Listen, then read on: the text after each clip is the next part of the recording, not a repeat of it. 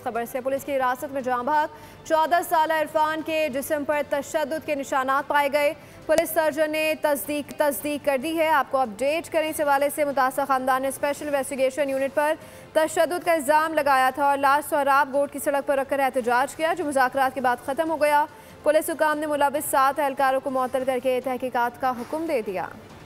जिस्म पर जख्मों के निशानात, पुलिस के तशद्दुद की तस्दीक, पोस्टमार्टम रिपोर्ट में बड़ा इंकशाफ। 14 साल लड़का इरफान बहावलपुर से पहली बार कराची आया। कजन और दोस्त के साथ आयशा मंजिल पर नाश्ता करने गया। एसआईयू के एहलकारों ने हिरासत में ले लिया। इरफान के कजन ने बताया, पुलिस लाते और घों से मारती रही। हमारी आंखों पर पट्टियां बांध कर घुमाया गया। जब पट्टी हटी तो इरफान की लाश पड़ी थी। हमने एहलकारों से पूछा तो कहने लगे, आप लोग डाकू हैं।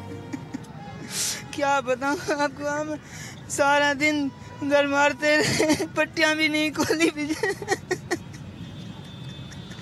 हमें कम मारा, इरफान को तशद्दुद के साथ मारा। जब मर गया तो फिर भी उसको एड़ियां मारे, लकड़ियां मारे।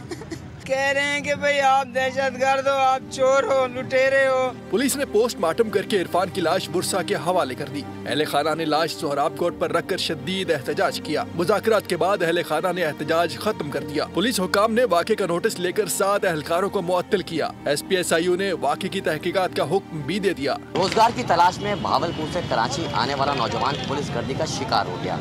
पुलिस हुक्काम ने वाक़े का नोटिस लेते हुए 7 एहलकारों को तो मुअत्तल कर दिया, लेकिन पुरसा ये मुतालबा करते हैं कि वाक़े में मुलविस पुलिस एहलकारों के खिलाफ फौरी मुकदमा दर्ज करके उन्हें गिरफ्तार किया जाए।